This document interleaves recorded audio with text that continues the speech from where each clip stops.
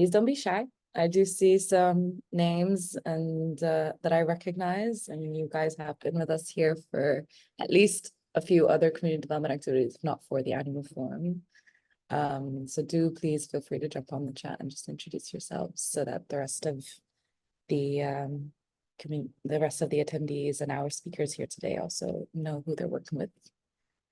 And also this is going to be a interactive workshop, so you do have the options to turn your camera and your microphone on, but we will ask that you keep them off until the portions of, you can keep your cameras on perhaps, but just your microphones off throughout the portion of the presentations, and then there will be a lot of interactivity as well that will be happening.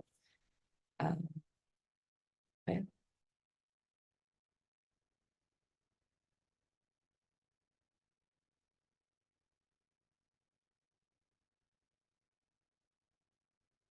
Okay, we're gonna give it just about 1 more minute, and then we're gonna get started.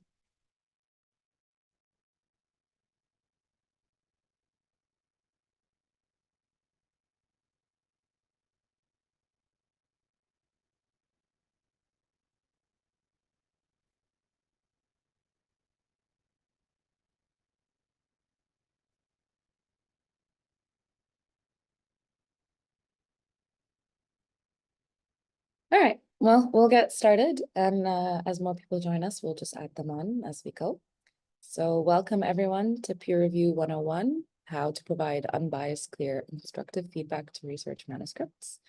We are hosting this event in partnership with PREreview, and we have 2 incredible speakers who are going to be joining us today, who are already here with us actually today, Vanessa and Daniela. And they're going to be walking you through all things peer review in just a second. So for the people who have already been here in the past, you know the drill. We're just going to run through some quick housekeeping slides, and then we'll jump into the actual content related or interactive part of the event. So just some housekeeping. Like I mentioned to some of you, this is a meeting format. The goal of this is to increase interactivity for the workshop.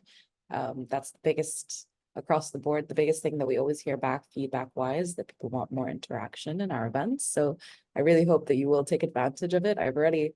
I'm sensing that we've got a shy group of people with us, but I really do hope that you push past that and take as much, advantage of the interactive portion of the event. However, we will just ask that you have your cameras and microphones off during presentations so that we don't distract the speakers. If you have any questions for the speakers at that point, you can also just put them into the chat, and then they can always refer back to your questions later.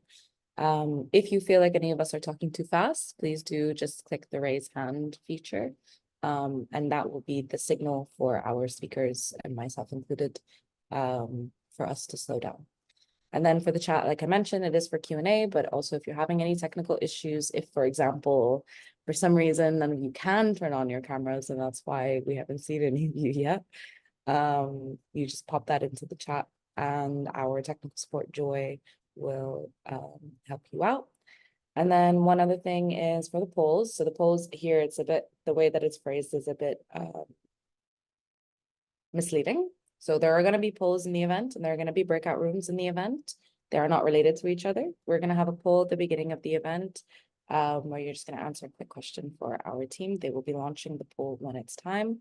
And then there will be some breakout rooms where you're really going to have your chance to get that interactive experience that you've all been asking us for. And then there will be probably one other poll, I believe, towards the end. So please, like I said, interaction. You won't get the best out of this workshop if you don't engage.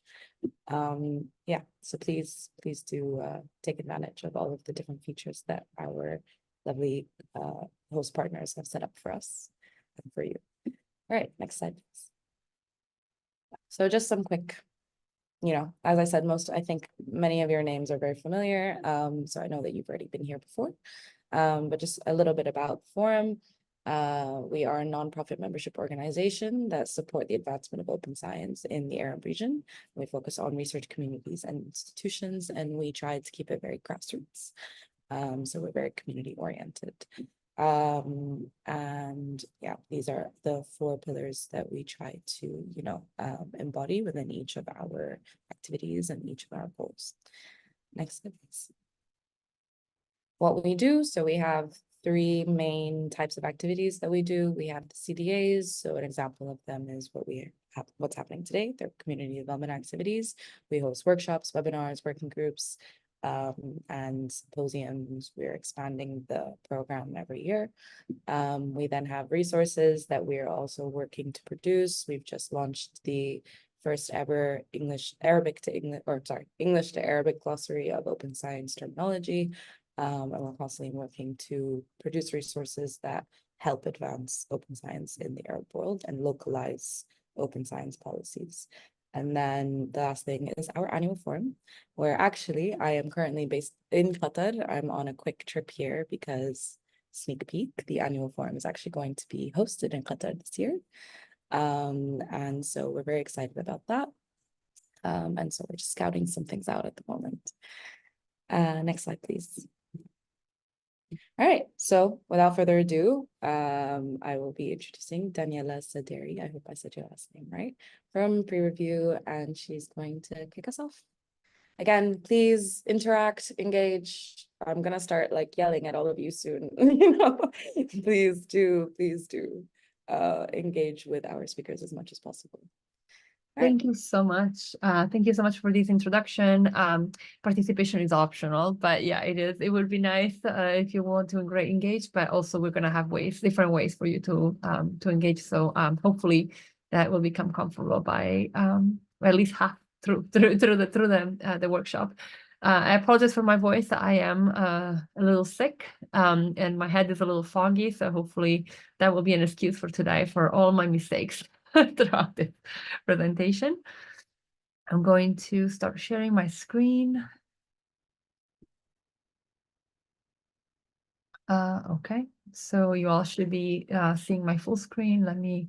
So I'm not going to be able to see your faces, but it seems like everybody has the camera off, so that works. Okay, everyone, welcome to this Open Reviewers workshop. We have many versions of the Open Reviewer workshops. It goes all the way from a long 14 weeks program to a 6 hours workshop, a 3-hour workshop. This is our 1 hour and a half workshop version. So I'm really happy and honored to be here with you all, and I really thank the organizers for inviting us here. If you wish, just to I know that you have already shared a little bit, but maybe you would like to add an emoji or a reaction to how you're feeling today, and we can start breaking the ice that way. And let me see if I can go forward. Yeah, here we go. So just a teeny bit about myself. Again, my name is Daniela Saderi. I'm Italian. I grew up in Sardinia, where I'm actually currently staying to visit my family. But I live in Portland, Oregon, in the United States, where I completed a PhD in neuroscience. So I have a past life on the bench.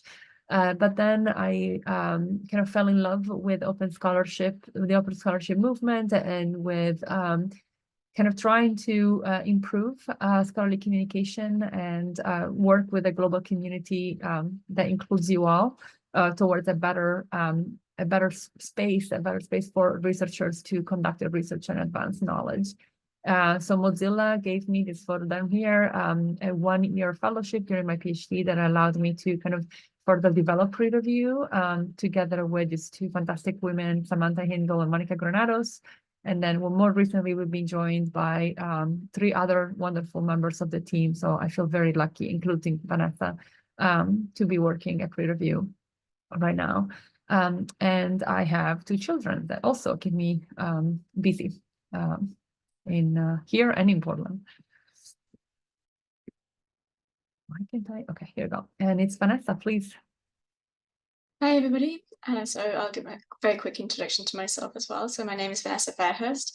I've worked in open science for about the last 10 years, usually in a community engagement role. So I've worked previously at INASP and at Constructive, and now I'm the community manager at PREreview. However, my academic background myself is not actually in science, so I studied applied and professional ethics, and I currently live in Oxford in the UK. And I welcome you to also say hello in the chat and tell us where you're joining from. That would be great to see. And I'll pass back to Daniela for now. Thank you, Vanessa. Vanessa will come back after the break. Okay, before we start with the content, no, that's not what I meant. Why am I having trouble moving forward? It's odd. I would like to just go over a few group agreements.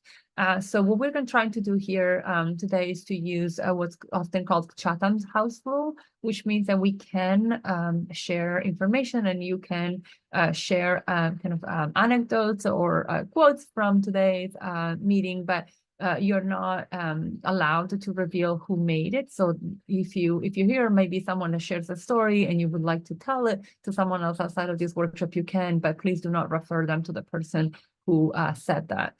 And you feel free to eat, stretch, and move. I know that you've been to these seminars before, but we are also okay. We know that there is live going on behind those screens.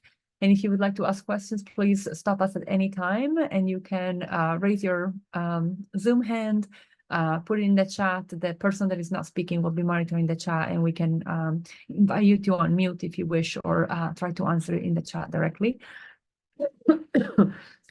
We are gonna use a Google Doc for the notes today. So there's gonna be a chance for you all to interact if you wish to do so by writing on a Google Doc, and they will be anonymous because it will be you'll appear as whatever anonymous animal Google decides to give you at that moment. And then if you want, especially this is true when we enter breakout rooms, if you are a person that kind of is very comfortable talking, please do pause and allow for other people that may need a little bit more time to just get to that comfort level to engage. And be open and curious about other people's opinion and experiences, as we are here to learn from one another. We do have a code of conduct that applies to all events hosted by PREreview, our platform, pretty much everything around PREreview. You can access the full code of conduct on our website. But here are just some tips, some highlights for participants. We want to encourage everyone to use welcoming, inclusive language, to provide feedback that is constructive, and we're particularly into constructive feedback for peer review, as we're going to see in the second half of the presentation. And we want to be respectful again of different viewpoints, that there is no one truth. We won't allow many truths and many possibilities and many solutions to problems. We want to do that in a respectful way. And we want to show empathy towards our participants and our fellow community members. If you do experience a violation of the code of conduct or something that makes you even just uncomfortable, perhaps in the breakout rooms when we're not going to be there with you, please feel free to immediately send a direct message to me or Vanessa. And we will try to solve the problem if it's needed right there. Or if something that doesn't need immediate reaction, you can email us at report@prereview.org, or fill up possibly anonymous form. You can leave it anonymous, so you can leave your name, and we'll try to address it. So thank you. Okay, so our primary goal today is to facilitate conversations and make space for collective learning that is most likely to lead to transformative change in our practices.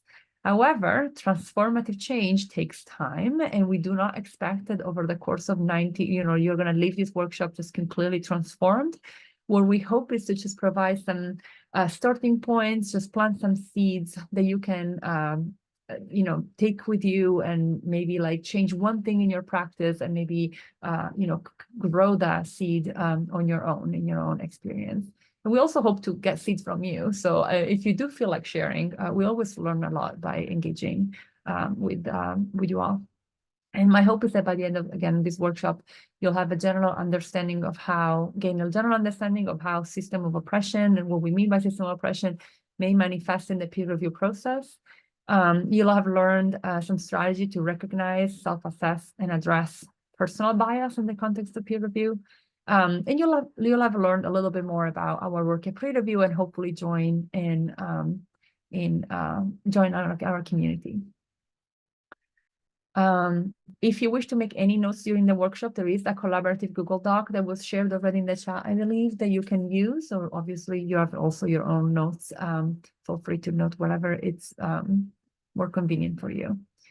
Just before we start also, this is the only pre-review slide that we have, except like at the end we have a video. But what is pre-review? Maybe not all of you know us, which is makes sense. We are a small but very motivated and passionate organization that operates as a nonprofit. And our mission is to bring more equity and transparency to scholarly peer review, and that includes manuscript reviews, but also been working on grants reviews. And we want to we envision a world in which participation to review and feedback is expected in a way that is constructive and in a process that is rewarded for whoever engaged. And we expect every researcher, all researchers and all practitioners to engage in this fulfilling process. So the way that we try to kind of move towards our vision is by engaging in training, but also, like, again, this like peer-to-peer learning, in learning how we can be all more socially conscious, we call reviewers, kinder reviewers. We also run collaborative review sessions called live reviews, where we discuss preprints in a Zoom room like this one, and then we collaboratively write constructive feedback and publish it on our platform, which is kind of like the third pillar, but also the reason why there's a hat here, or the roof, is because the platform for us is really the home where we want to see this community grow and the recognition for their contributions to grow. So anyone with an ORCID ID can publish reviews on PREreview.org of preprints, and we'll show a little bit more about that at the end of the workshop. Okay, so now we would like to launch our first one of two polls that we have in this workshop, and I'll have Vanessa run this. So please, Vanessa. So yeah, the question is, how many peer reviews have you conducted? And that means if you've written a review of a manuscript on your own, or perhaps someone, your PI has engaged in a review. We would like just to get a sense of who is in the room. Thank you. There is a second question as well, which is how confident you feel in your ability to identify bias in peer review, which we'll be talking about a little bit more shortly. Thank you. I don't have to do anything, right, Vanessa? You're No, you don't have to do anything. I will keep it up just while I can see how many people are answering, and then when most people have answered, I will end it and I'll share the results. Great. Well, we'll leave another minute.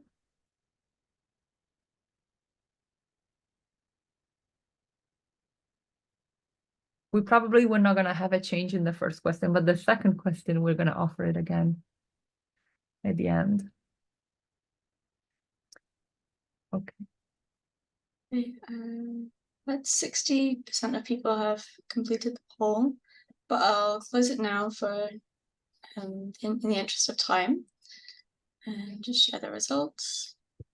Okay, so it looks like we have a few people that have actually reviewed quite a lot. So you all teach us, and others that have completed 1 to 5 reviews. And then for the second question, it seems like there is quite a bit of confidence actually in identifying bias in peer review. So this is great. Thank you for participating, and hopefully we'll be maybe a little bit more confident, or maybe more confused at the end of this workshop. So thank you. Okay, oops, not with the other. Stop sharing. Okay. Okay, so here we would like to begin by inviting you to look at these 10 images.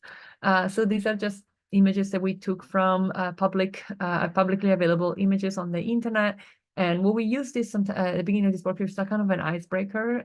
We usually go into breakouts, but we don't have time today. So what we would like you to do is just observe these images and put in the chat the number of the image that most resonates with you when you think about peer review. And it could be like what the current peer review system makes you feel through the image, or what you wish peer review to be like. Either one works, and if you want, you can add to the chat with a number why that is the image that you pick. So we're just gonna spend 3-4 minutes here, and I am gonna open the chat. So it seems like someone put 1, which I really like that idea of a plant and a seed.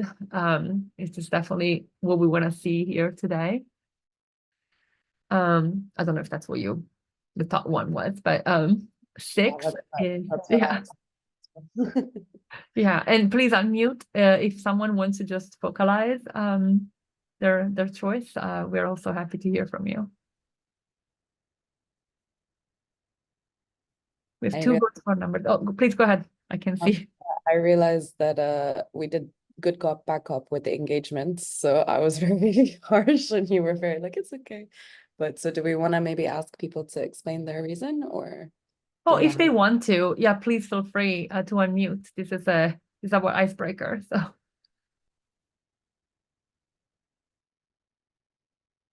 this is a meeting for that reason. We do like people to, but we also don't like to force people to engage. There's 2 number 6. Does anyone who put 6 on the chat want to say why they picked that one?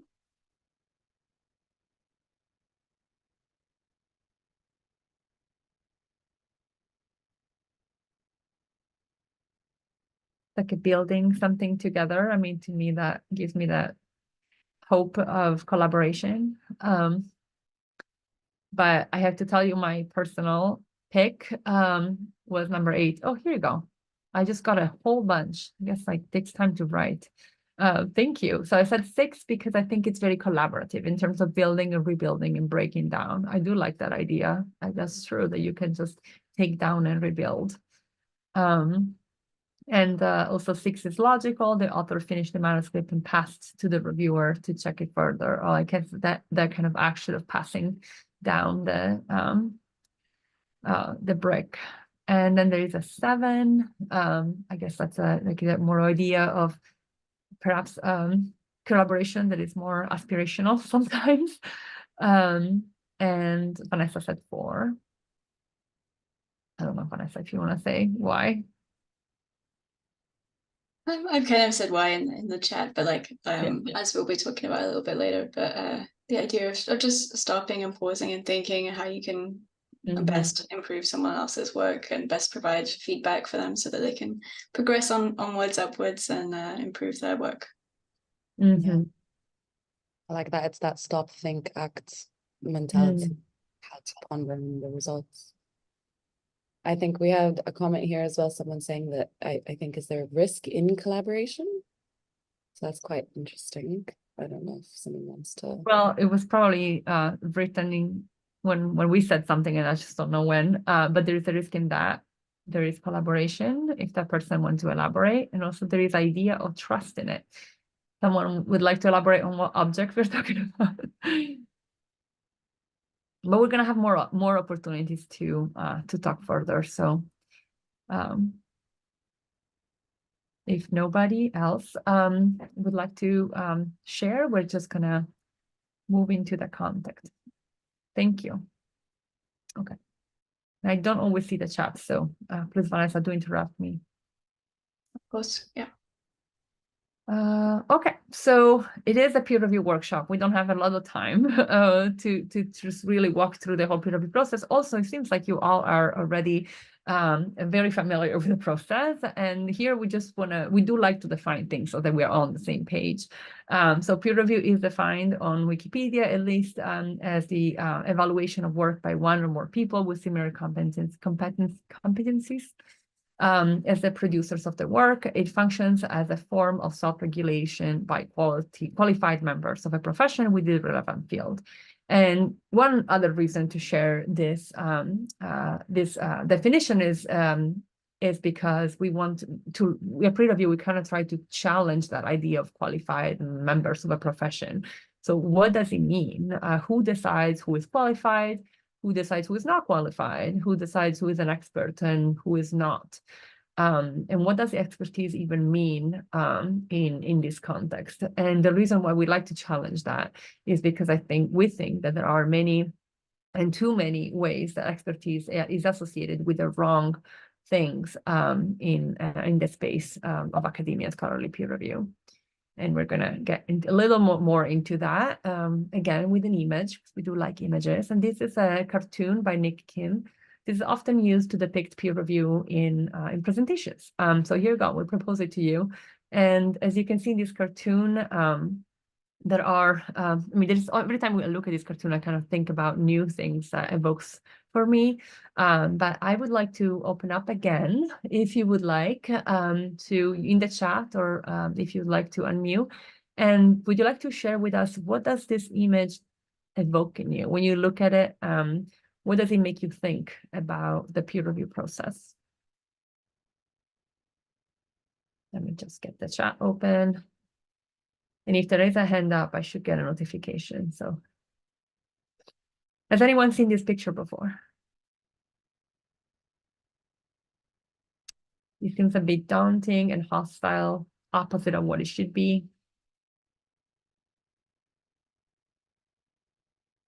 Definitely hostile, right? It's like a bunch of people with, like, everyone is armed except for the author, presumably. More subtle obstacles than before.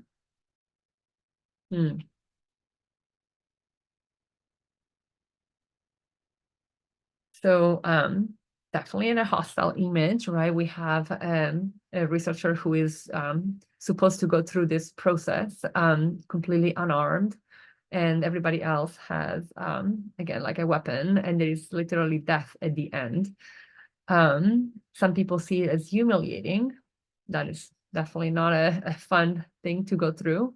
And the other things that we kind of notice is also that everybody seems to be kind of similar seniority level, but of course it's hard to tell, it's a cartoon, but definitely similar skin tone, at least. I don't want to even say ethnicity, because it's like but kind of a process that is scary. And we also see issues with peer review that is like dominated by a kind of a rather homogeneous group of people. So there's a similar seniority, similar backgrounds. Thank you.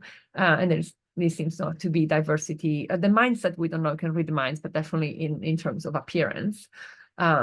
So thank you for sharing that. And so here definitely, like, there are a lot of kind of the issues that we try to kind of tackle at PREreview kind of nested in this image. So that's why we like to kind of propose it at the beginning. And another big issue that people find with peer review is that it's a black box. It's like something you just don't know much about what's going to happen. I'm just going to submit this, close my eyes, and hope that something comes out at the end. And so with PREreview, and what we're trying to do with open peer review is really to kind of peel off those layers of opaqueness and add transparency to the process. And preprint peer review allows us to do that. And I'll share a little bit more about that at the end on how we do it. So this is it for like just some food for thoughts for like what peer review is. Again, not very much, but another important point that we actually want to focus on during this workshop is thinking about how does this process fit into the larger scheme of researchers' life, or life in general. So in the title, we have the word like unbiased peer review. And that's not because we really believe that anyone can be unbiased or anything can be unbiased in the world. But we do like to think about how bias and beliefs and our personal beliefs what role they play in peer review. So this is what we're going to kind of tackle in the next section of this workshop. And again, we do like to start with definitions. So one definition of bias is a disproportionate way in favor of or against an idea or thing, usually in a way that is closed-minded, prejudicial, or unfair. And so there are many kinds of biases. There are many definitions. This is just, again, a cartoon that kind of represents a bias that perhaps many of us may have learned in the context of science, which is selection bias. So there is a speaker asking an audience of statisticians if they are familiar with selection bias, and then conclude from the many hands raised that it is a term most people know. Of course, it's a selection bias because we are in a statistics conference where everybody knows about that, but that doesn't mean that everyone knows what selection sample bias means. So that's one form of bias, but there are many, many shapes and forms, and we're not here to define them all. But what we'd like to do here is to try to think, to start pausing, the action of pausing, reflect on what are some of the biases that we may be carrying into the peer review process. And you may have heard of implicit bias, which is again another layer, right? We just add an adjective to the word bias. And many people talk about, like the biases that we are not aware of. So here defined as a prejudice that turns into an action that is unconscious. So we don't know we have it, and we do, as a result, act in a way that we don't know where it comes from, and it occurs outside of our awareness. And on the other hand, we have the explicit bias or conscious bias, which is an action, a prejudice that turns into an action that is conscious. So we are conscious about, we know that we have the bias, and we kind of act on it. And the reason why we like to bring this distinction is because many people, especially in this space, like to only think that, the implicit bias is really what, what everybody is. It's like we're not aware of it, so therefore it's just like it's not our fault. And first of all, I don't like that mindset, but it's like many times we are aware. We just need to stop and pause and think about where are those biases from. And we don't want to do it from a point of view of shaming. We don't want to just say like, oh, I'm biased. Oh my gosh, where would I go? We're going to just like bring awareness to those biases and beliefs, and then figure out how can we counteract them? How can we mitigate the impact of those biases? So really the only reason why this distinction is brought up here is because it gives us a way to work on those unconscious biases and bring them to the surface so that we can do something about it. And one of the things that it's important in this process of pausing is also to think about the roots. Where does that bias, the belief that we have, come from? And of course, like I'm spending a month in my own family, in my own town, and I can see all of some of the things, the processes that my brain goes through when I think about life that really are ingrained through my childhood. And I'm like, oh my God. I mean, I look at my mom, it's like, that is like, I do that all the time. And it's just, it makes me like understand the roots of that particular action that I may have. But just in general, like just thinking about what are some of the biases they were mostly interested in tackling in this process, where do they come from? And it is important to think about where they come from, because if we don't really understand where they come from, we may be resistant to solutions or ways to tackle them. So again, it's a short version of open reviewers, but one of the key things is like some of the biases that are most dangerous are rooted in what we define here, or we don't call them, but they're called system of oppression.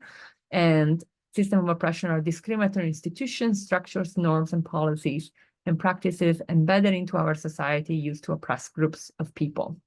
So examples, and the definitions and the words may vary different. They may be different in different cultures. This is primarily like what maybe discussions in North American words. I mean, already in my context in Italy, there would be different words, but this is a universal oppressive systems of racism, colonialism, patriarchy, ableism, so the cisgenderism. So these are just words and many isms that are examples of system of oppression that can manifest and do manifest in everything that we do.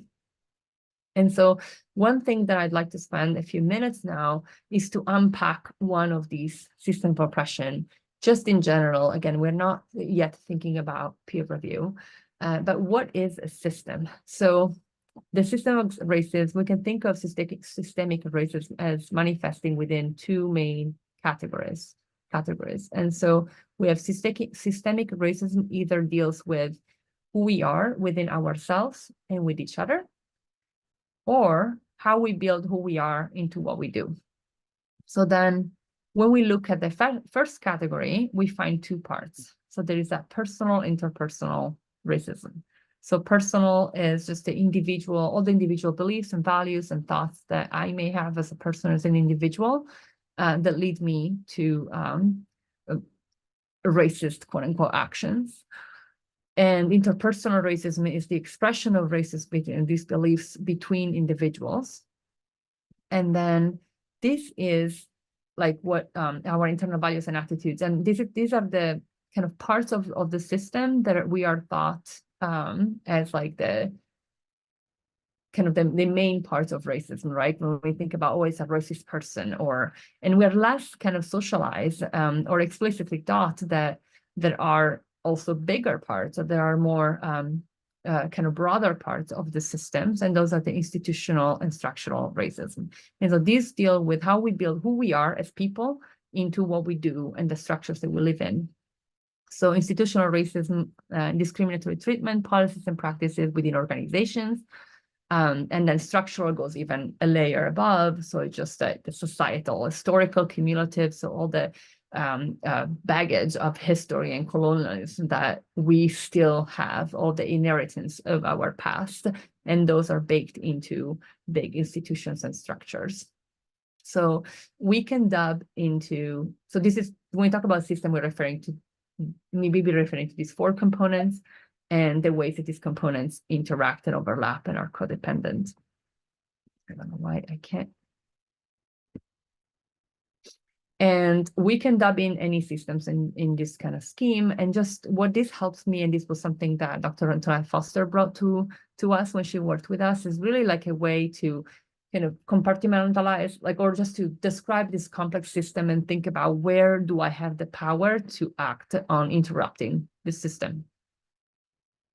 And so system of oppressions are everywhere. One of the biggest lies that I have to unlearn as a scientist is that science is just this pure, unbiased space where, oh, I don't like politics. I didn't do humanities because it's just like all subjective, but I just like science because it's quantitative and I don't have to, it's not opinionated, but that's a lie, right? Science is made of people. And in fact, science has contributed to legitimizing some of the most horrible theories that have led to the destruction of groups of people, and continues to do so. And so like the idea that science and peer review even are immune to beliefs or personal, individual, all the way to the levels of structural oppression is a lie. And we need to face that so that we can begin to counteract the impact of that. And so what we're going to do now is that we're going to move into our Google Doc and take a look at writing exercise 1. Again, this is going to be time for you to, if you do have access to it, to write in a way that is anonymous. Nobody can track who you are on the Google Doc, but you're also welcome to share in the chat if the Google Doc is not available to you. And we're going to take 5 to 10 minutes of silent writing.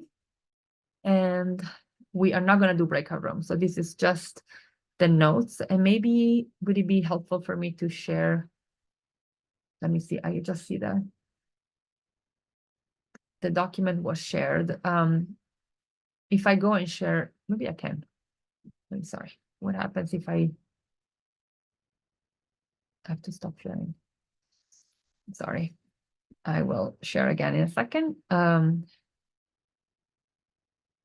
me see. So I'm not sure what I'm sharing right now. It's still Okay. yours.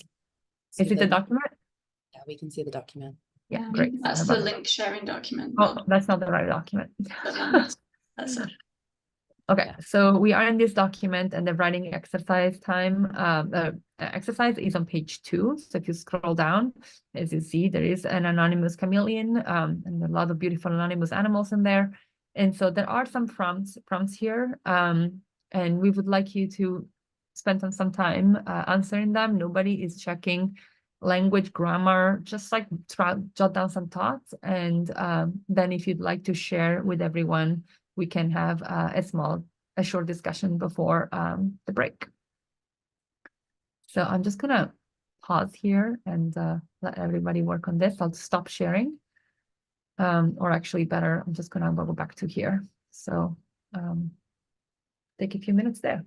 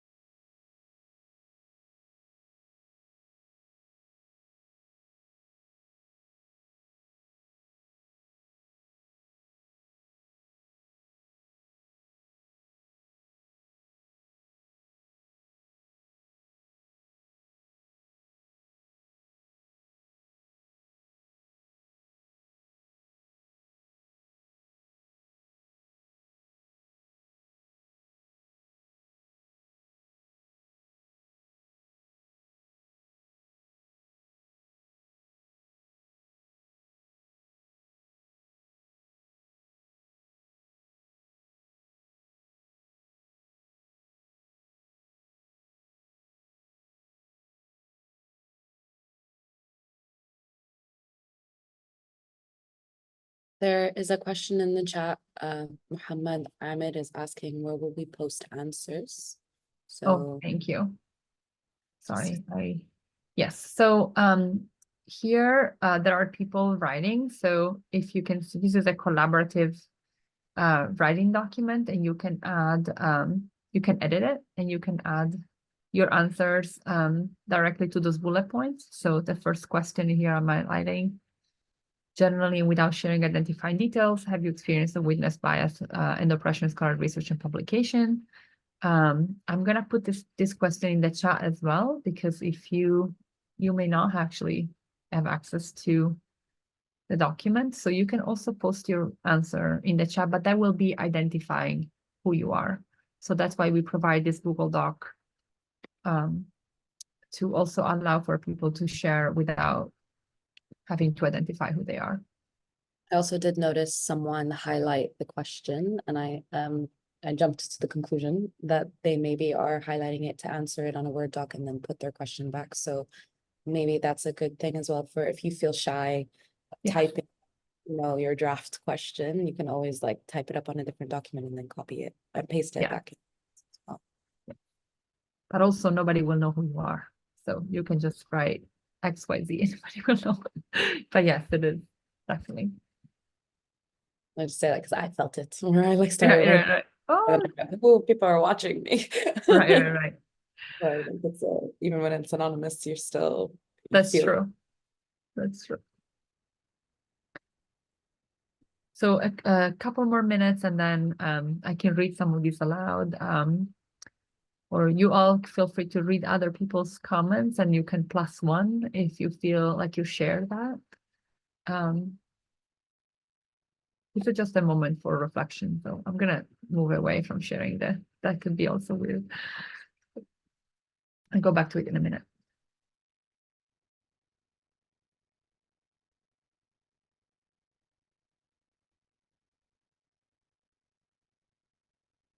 Oh, the link again. Yes.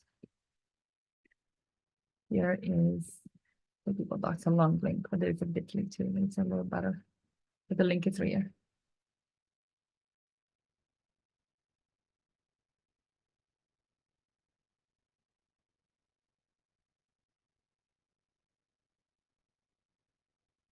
And if there is anyone who would like to also to share, that would definitely identify you. So, but hopefully, if there's something you would like to share with us, of your answers or something else that kind of came up during this discussion, we welcome hands up as well.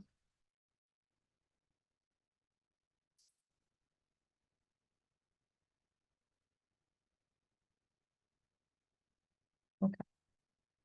I don't see any hands up. I'm just going to read a couple of this just to, because I'm also curious. Curious. I like learning from you all. So generally, without sharing identified details, have you experienced a witness bias and oppression scholar research and publication? And some have said if the author has a name, there is a better chance to be published. That is basically we're going to have actually, that is one of the most reported bias that people have experienced, which is knowledgeability of how someone is fame, I guess, in science or scholarship. The ways that we define scientific knowledge often come from very Western understanding of knowledge. This is something I have been trying to learn more and more recently. Indigenous knowledge models and practices are viewed as less or unscientific, definitely rooted in history and colonialism. Thanks for sharing that. And for non-native speakers of English, it can be an issue to get past papers and review some language do some language inadequacies. I totally familiar. I know that one. And we're going to talk more about that in the second half. Mocking English of the researchers by employing colonial undertones. Wow, yes. Colonialism is definitely a root of a lot of evil. And then the second question was like ethical responsibilities to review. What ethical responsibilities do reviewers, authors, and journal editors have in addressing systemic oppression in peer review? How can we hold ourselves and individuals and institutions accountable? This is a big question. So thank you for those of you that tried answering this. but encourage journals to adopt diversity and inclusion policies in the editorial and peer review processes. Definitely 70-something% of the editorial groups are male from North America or Europe and senior in their career. So diversity would be a good first step there, but there are definitely much more that can be done. Routinely assess the editorial process for biases. Try to be as objective as possible and have an open mind to new ideas. I like the open mind. Consciously involving diverse mindsets and backgrounds into the decisions and conclusions you take, essentially sending your peer review through its own peer review. Yes, and that's what we're gonna try to go through in the second half of the process we can do, because as we individual, we have powers to do things, and so that's where we can act first. And then actively seek our submissions from underrepresented groups, being transparent about their efforts to address systemic oppression. Thank you so much for engaging in this activity. I'm going to go back here. If there is any more that you would like to share, that document remains open. We're going to use it a little bit more in the second half. And now is our 5-minute break, where anyone is invited to go and stretch for 5 minutes, and we'll be back at the 56th minute of the hour, which would be 9:56 for me, but whatever hour you're at, the 56 minutes. So 5 minutes. See you in a bit.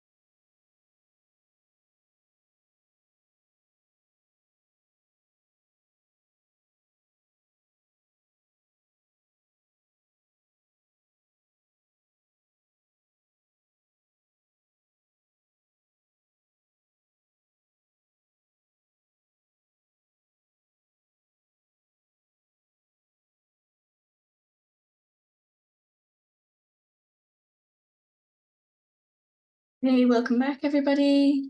If you could give me a bit of a thumbs up to show that you're back, that would be great.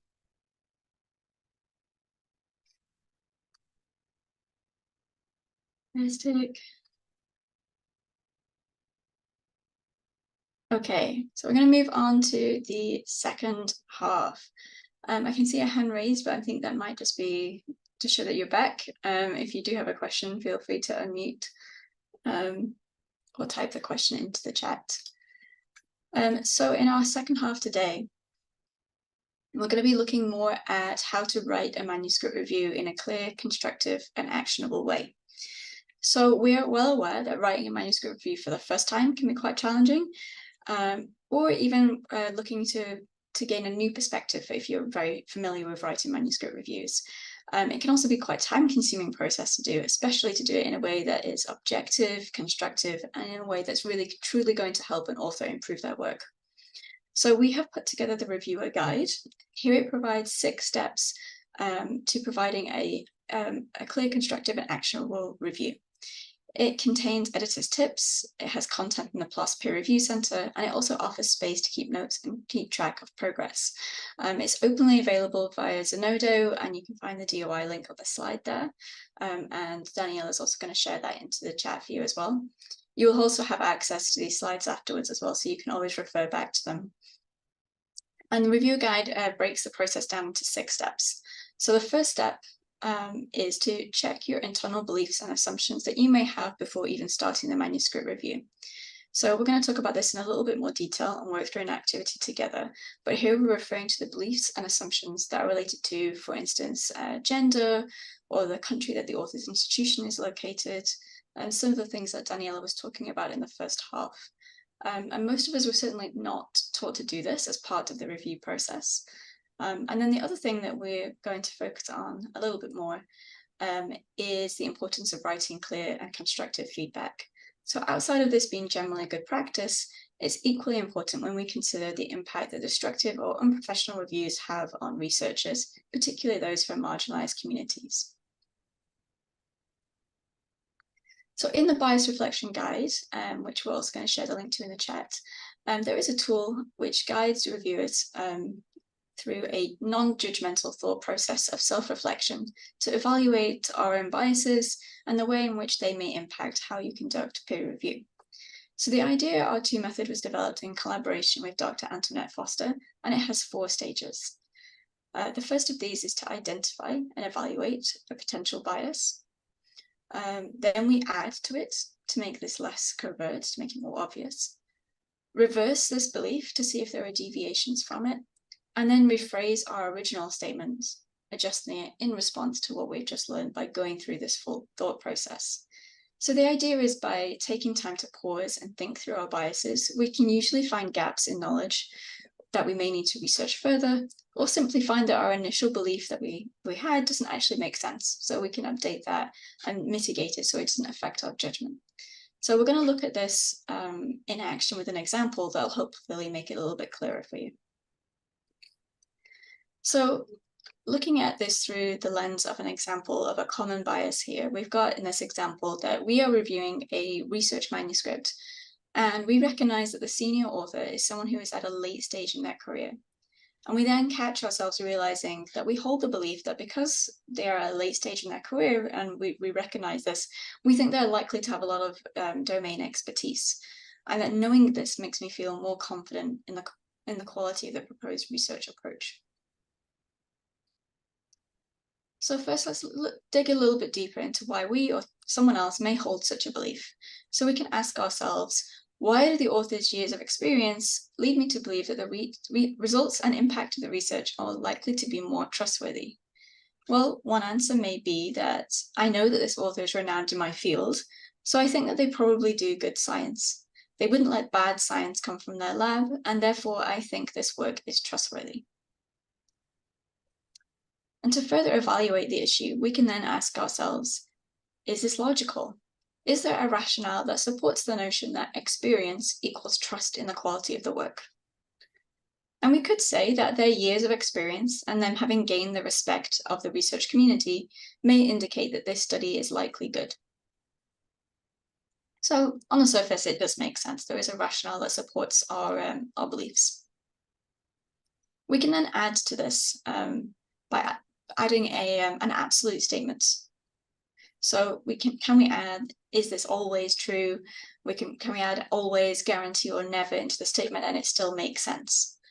So the author is at a late stage of their career, and therefore their experience means that their research is always trustworthy, accurate, and reliable. So how does this now sit with you? In most cases, making a statement so black and white makes us reflect that perhaps this is not always going to be the case. And at this point, if it makes sense for the example, it might be useful to reverse the original statement. So in this case, are there situations I can think of in which the experience would not influence the quality of the manuscript? So the senior author may not have had time to revise the work, or this may be an unfamiliar technique, so they don't have experience with how to best analyze the data. And finally, we can now rephrase our original statement, taking into account the reflection we just made. So we might say that although the author's experience and recognition in the field may correlate with sound and rigorous experiments, data analysis, and conclusions, it's not something I can take for granted. There are many factors that could influence a manuscript's need for revision, and I should remember that experience does not necessarily mean that the work is not questionable or that I can be quicker at evaluating the rigor of the work. So it's a way in which to step back, pause, and think rather than we jump to conclusions or assumptions that we may have in our minds. So we're going to now go into breakout rooms. We're going to go into 2 breakout rooms for the number of people that we have here with us today. Each group will have a different question, a different example to work through. We're just going to take 10 minutes. It says 15 on the slides. We've updated the slides, but I've been sharing them before we updated them. So we'll have 10 minutes inside these rooms, and then we'll come back for a quick group discussion afterwards. Please take notes in the shared Google document that we were in earlier.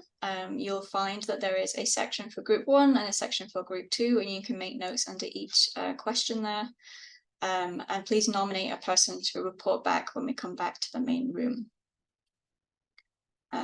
Just to also add that if you have any questions or if you need any extra help in a breakout room, there is a box that you can click. You can ask for help and you can invite the host, and myself or Daniela will hopefully will pop in and hopefully help you out with whatever issue that you're encountering. I would also just like to add that please remember to introduce yourself briefly in whatever way you would like to be known by your group. Please be kind, curious, and respectful of other opinions and experiences. Please do try to speak for 1/10 of the time. So this means that, for example, if you're in a room with 10 people, you should be speaking 1/10 of the time to make space for others to speak. Please do share one thing at a time and keep your opinions clear so that others can understand you easily. And please do offer affirmations, clarifying questions, and helpful suggestions. Yeah, so I think we can open the rooms now. Daniela, I think you were going to do that if that's possible. No, I don't want to close. They're open. Sorry. They're open. Okay, so you should be able to see an invitation to one of your breakout rooms. And you joining is optional, but we invite you to do so. If there is need for us to jump in, please let us know, following the instructions Vanessa just went through. Thank you.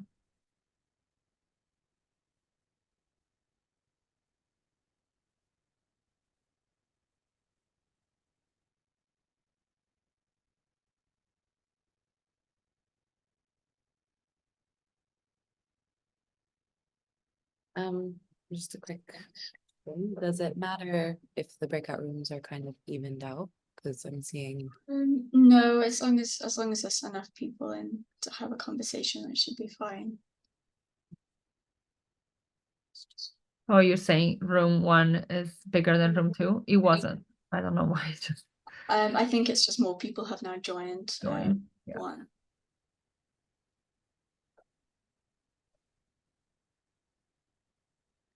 We could maybe ask one of those people to move to room 2. So I might ask Femi if they will move to room 2.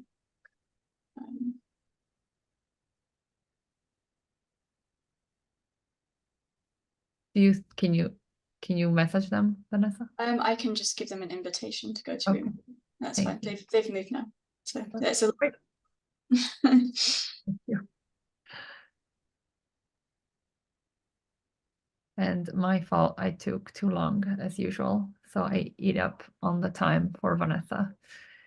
Yeah, I Alright. usually don't start. That's why I'm never the first, but I take too long. Okay. I mean, obviously we do like to try and stay within the time, but it's okay for a little. I know just you have to leave quite soon, but we're usually okay with, an extra 10 minutes here or there, an extra 5 minutes. We shouldn't need that, but yeah, it's just that it's sad we shortened the time for the breakout. Yeah, so we'll come back from the breakout at 15. just 1/4 hour. I'll send a reminder, 5 minutes left at 10:10 or Great. whatever, 10 minutes. Yeah. Thank you so much, by the way, for the presentation so far. I'm finding it so interesting. And I think it's such an important conversation to be having that honestly, I don't have enough, like not enough people I see around talk about biases and these things in a way. Because we just hosted in January, we hosted a symposium about decolonizing open science. And it was very interesting, and it was, we had a lot of engagement, we had a lot of people who wanted to be a part of the conversation. And it's one of my personal, like passions is trying to decolonize anything related to knowledge. But the big problem that we had was kind of finding that tangible, like what next, and so I think this workshop is a perfect example of what comes next, is how do you take those theoretical abstract conversations and place them into practical, ways to really change the system that we operate in. So thank you so much. I hope everyone as much. Can I please interrupt for a moment? Yeah. I think room 1 is silent. There's no communication. I think someone, Gide Abebe, asked for help from that room. Okay, If sure. one, yeah. Daniela, as I'm currently slideshowing, would you be able to pop into room 1? Apologies, I didn't see the help. No, me neither. Okay, is that room 1? Yeah, it's in room 1. Okay. It was very nice and active, though. I can see the microphones going. Yeah, room 2 is quite interactive. Yeah, I can see room 1. They're all on mute. Mhm. Yep.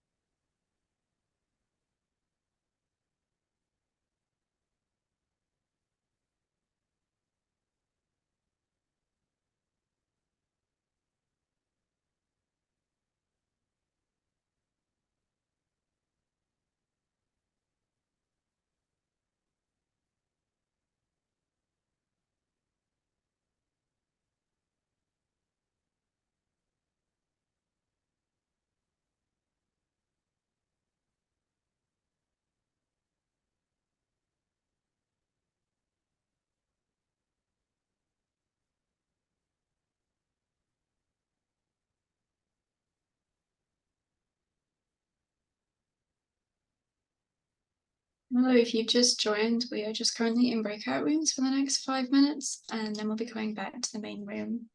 If you would like to join a breakout room, please let us know in the chat, and I'd be happy to send you an invitation. And that goes for anybody. If anyone would like to join a breakout room right now and you haven't, please let us know in the chat, and we'll happily resend you an invite.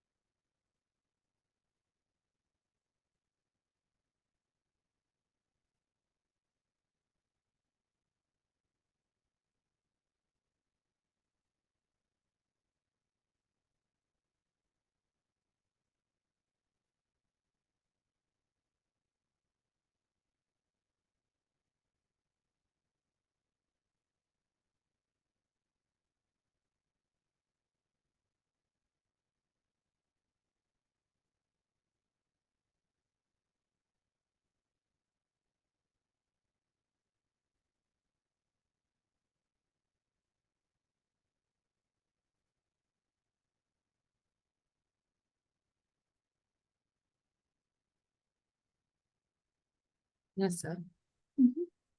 would it be all right if I took a screenshot of the document that we were all writing on anonymously and put it on our social media? Or do you think that would be? Yes, that's absolutely fine. You can, yeah, that's fine. Thank you so much. Oh, we have another person joining us as well.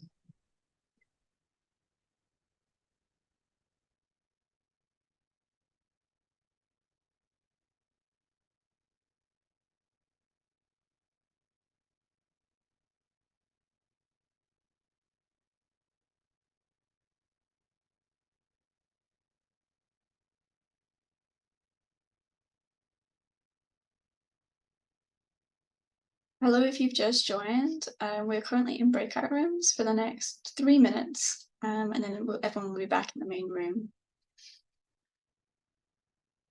So please just bear with us while we finish off this breakout activity.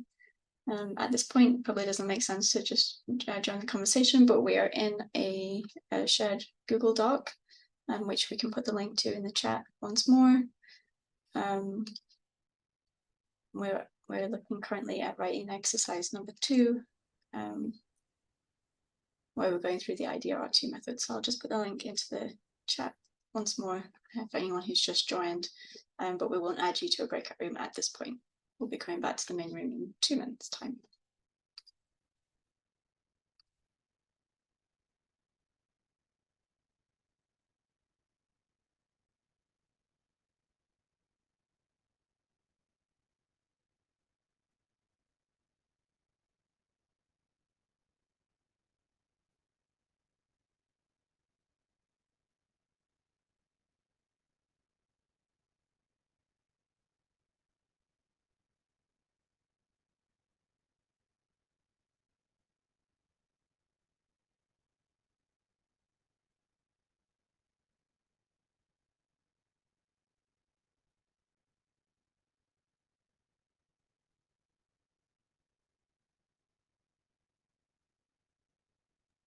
I just closed our rooms, so 1 minute. Yep, that's good. Thank you. I was about to do the same thing.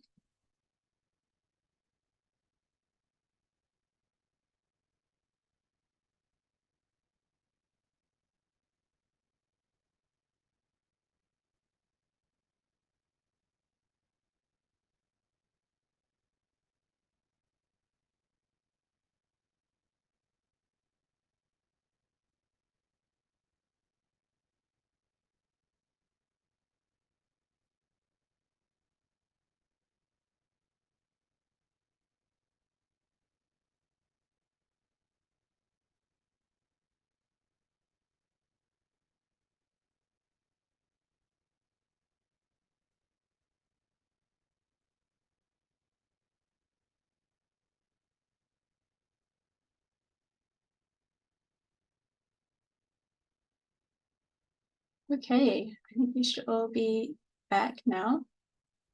Eve. So I hope you had some interesting conversations in your breakout rooms. Before we continue on, I would like to ask if anyone would like to share out loud to the group any highlights from your conversations. Would anyone from group 1 like to share a bit about their discussion? So group 1 was looking at the country in which the author's research institute is located makes me feel confident in the accuracy and reliability of the study.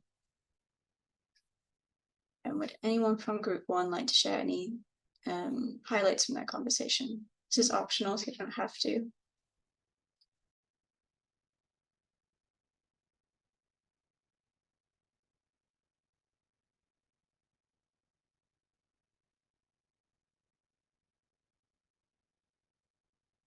I think group 1 was maybe a bit quieter anyway. So maybe we'll ask if anyone from group 2 would like to share anything about your conversation. I see that there's still people writing into the notes, and that's absolutely fine as well. You can continue making notes.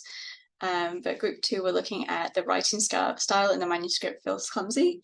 The researcher's primary language is probably not English, and this makes me feel less confident in the quality and accuracy of the research. And I'm well aware that most people in this audience first language is not English. So I do wonder if there's any interesting insights from your group discussions.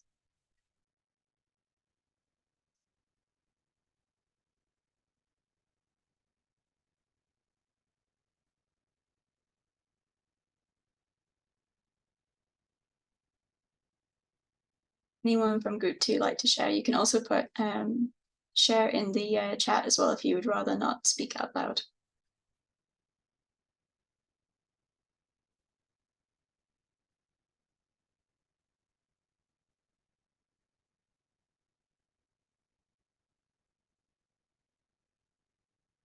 Okay. Well, in the interest of time, what I will say then is please do take a look in the shared Google document at what others have written in the other groups. And please do add your own thoughts. You can always +1 things that you agree with. So please do take some time to have a look at what the others have put in the other breakout rooms. And I will continue on with the rest of the presentation for today. So I'm going to go through some of the other steps from the reviewer guide. So moving on to step 2. So gain a conceptual understanding. So it may seem obvious, but what we recommend is that on your first read through the whole manuscript, focus on understanding what the research is about, the hypothesis, the main question, the proposed approach, the initial claims and conclusions. Note what you're unfamiliar with, any questions that you may have, so that you can come back to them later.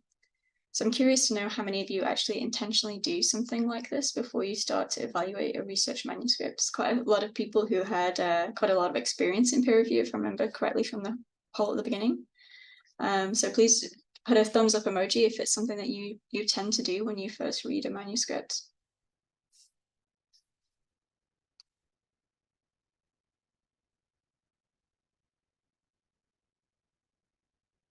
But thumbs up from Daniela, but maybe this is something that people don't necessarily take the time to just pause and do. So the goal during this step is to not necessarily look for flaws, but to just understand the content as a whole before digging into it any deeper. Moving on to step 3, this is where we evaluate, appreciate, and raise concerns.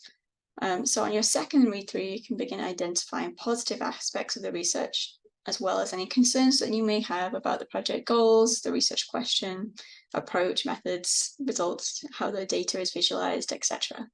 You can highlight them, you can write them down to help you organize your notes later. And so the goal here is to also highlight any positive aspects. We're not just nitpicking and looking for things that are wrong, but also things that we can praise and that work well in the research as well. And at this point, it may be useful to then categorize your concerns into major concerns or minor concerns. And sometimes these are also written down as core concerns or peripheral concerns. So major concerns tend to be those that the authors need to address before the manuscript is recommended for journal publication. So these are concerns that if they are left unaddressed, they could compromise the interpretation of the study. Whereas minor concerns are those that the authors should consider addressing to improve readability and general comprehension. But if they're left unaddressed, they would not necessarily affect interpretation of the study. And as with every categorization, these are not perfect, they're not objective. However, just thinking about your concerns under this kind of lens can help you structure your review and can help the editor and the author understand what are the concerns that you think are the most critical and the most that they need the most attention to be revised. So some examples of major concerns, and these are not all of them, obviously, these are just examples, might be things like unethical approach to the research question, conclusions that are not supported by the data, contradictory conclusions, not accounting for or appropriate discussion of study limitations or any confounding variables that can affect the results, or issues with experimental design, such as insufficient sample size or data, improper controls, inappropriate methodology, or statistical analyses. And examples of concerns that are more minor are things such as technical clarifications, how the data is presented or visualized, typo, spelling, grammar, and phrasing issues. You see we've got a star there, we'll come back to that in a second, or perhaps missing or wrong references and citations. So the reason we've got a star there for the typos is that while it's tempting to focus on grammatical errors, as people may have been talking about in breakout room 2, when it came to the language example, sentence structure and choice of words, things like this, they don't necessarily equal poor research. So please remember that you're not a copy editor. It can be distracting if you feel that the language is not correct, but this doesn't always mean that the research itself is of poor quality. So it's particularly important to keep this in mind when you're reviewing a manuscript which is authored by researchers where English is not their first language, as interpreting language mistakes as a lack of overall quality can constitute as a common bias amongst reviewers, which is why we looked at that example earlier. Moving on to step 4 now. So on your second read through, you begin to identify and take notes of concerns that you may have. But it should not be just a list of things that you believe is wrong with a manuscript. So for each one, as much as possible, you should try to make sure that that your feedback is as clear as possible, so it can be interpreted correctly, constructive, so that it's more likely to be well received, and actionable, so that it's more likely to be integrated and useful for the author. So importantly, constructive doesn't necessarily mean positive, so it should be as critical as we need to be, but in a way that the reader understands why and is best positioned to address the concern. And actionable doesn't necessarily mean that you need to be able to provide the right answer yourself. The action could also be that the researchers need to consult with experts in a particular field, and that expert doesn't necessarily need to be you. And here we're going to look at a very quick example of how we might rephrase some unconstructive feedback to make it more useful for the author. So this is a real example here of a piece of destructive, non-actionable feedback. So here the comment was that the authors should go back to Statistics 101. So needless to say, this feedback is destructive, it's insulting, it's also quite lazy, it's not very clear or actionable, it doesn't give the authors anything that they can do to improve their work. So it's really not useful. And here's an example of how this could be rewritten in a more clear, constructive and actionable manner. And here I'm going to also highlight it in these sorts of ways as well. So we tend to say that it's useful to think of it in terms of interpretation, reason, recommendation, and depersonalization. So I won't read through all of this out loud, but you can read this yourself as well. But you can see that the depersonalized way of doing it is to refer to the test and the choices that the researchers have made rather than the researchers themselves. The interpretation is that, the data presented in this manuscript appears to be highly skewed to the left. So this is your interpretation of their research. Reasons, so your reasoning for why you think that this may not be the correct way of doing it, or that there might be a better way of doing this, and recommendation. So ending with recommending things that they could do to improve this work. So explicitly mentioning in the methods section, justifying your choice accordingly, or suggesting the use of a different type of test. So just another comment here on constructive and unprofessional feedback is that it's not only useless to the receiver, but it can also be harmful. And that harm can even be larger for individuals belonging to traditionally marginalized communities. So a group of researchers conducted an international study of targeting researchers in the fields of STEM, so science, technology, engineering, and maths, aimed at investigating the pervasiveness of author perceptions of long-term implications of receiving unprofessional peer reviews. And these were the types of comments that people reported receiving. So this paper is simply manure, what the author's done is an insult to science, or even more personal attacks, such as the author's status as a trans person has distorted his view of sex beyond the biological reality, or the author's last name sounds Spanish. I didn't read the manuscript because I'm sure it's full of bad English. So I'm sure that these comments are probably quite shocking to you to read, but these are actually true examples of feedback that researchers have received. And the authors of the study found that traditionally underrepresented groups in STEM were most likely to perceive negative impacts on their scientific aptitude and career advancement after receiving an unprofessional review. So it shows that not only is this feedback a reality in the space of scholarly evaluation, but also how it underscores the importance of providing feedback that's useful for not only for the advancement of science, but also for people in advancement of their own careers, so they're not disproportionately harmed in career progression as well by these types of comments. Okay, moving on to our final couple of steps now. So in step 5, we then pull all of everything we've done so far up until this point into a coherent narrative. So in this step, we think about combining everything that will make our final review. So although there is not one universal type of review format, it's useful to keep one in mind to help guide the writing. So you might think of structuring your review in quite a basic way like this, kind of like an inverted pyramid type shape, where the most important information is at the top. So here you'd have the summary of the research and your overall impressions, and your overall overview, and what your recommendation of a course of action is, followed by details and examples in the center, and any additional points and miscellaneous remarks at the end. And then finally, in step 6, check your review before you share it. So thinking about step 1, the beliefs and assumptions that you identified in yourself, how did you feel that you did in your review? Did you manage to keep those in mind and mitigate how they might have affected your judgment? Thinking about step 3, does your review highlight the strengths as well as the weaknesses of the study? And in step 4, does your feedback sound as constructive, clear, and actionable as it possibly can be? And then finally, does your review read well from the summary to the end? So often it's good to take a high-level lens to this and read it from the perspective of the reader or the author, not just as yourself as a reviewer. So how would you feel upon receiving your review? Would you feel like you had ways in which to go to improve your research and know clearly what the reviewer is saying?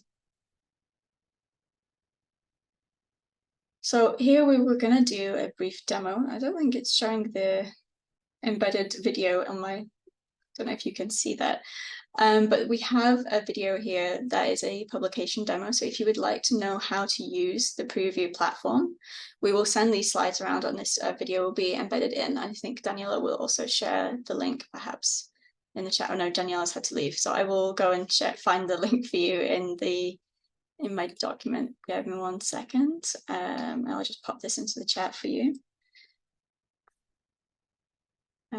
So you'll be able to see a demo of the PREreview platform.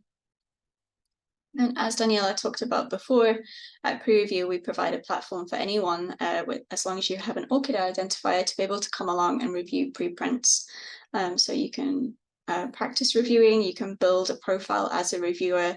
It's also linked to your ORCID profile, so any of your review activity will then be listed on your ORCID profile so that you can get some recognition and credit as well for the peer review work that you do. So we also welcome you to check that out. And these are some of the things that you can do next after today. So please do feel free to come along to PREreview and make an account, fill in your profile, tell us your research interests, start reviewing so you can copy and paste it in DOIs of preprints that you would like to review. And then you can review them in whichever way that you like. So you can use a basic template, you can copy and paste in your review. We have a structured review that gives you some prompts to guide you through some questions to start thinking about things more carefully, if you would like to do it that way. We have open reviewers training, which is a more expanded version of what we've just done today. We have some PREreview clubs. If you would like to review together as a collaborative group, we can create you one for free on our platform. And you can always speak to us about other events, such as live reviews, where we get people together to review a paper together, or other training workshops as well. And always you can join our conversation on the Slack community. And I'm going to put the QR codes to joining our Slack community and our newsletter if you'd like to hear more about us up on the screen. So just before we go, I've got the final poll to launch as well.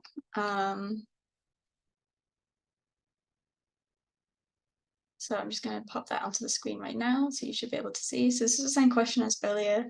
We're kind of hoping that maybe you might feel a little bit more confident in identifying bias. It might have gone the other way. You might feel like, now that we've talked about this, you might feel a little bit less confident, and that's also fine. This is also just an introductory workshop for you to go away and hopefully think about these things more.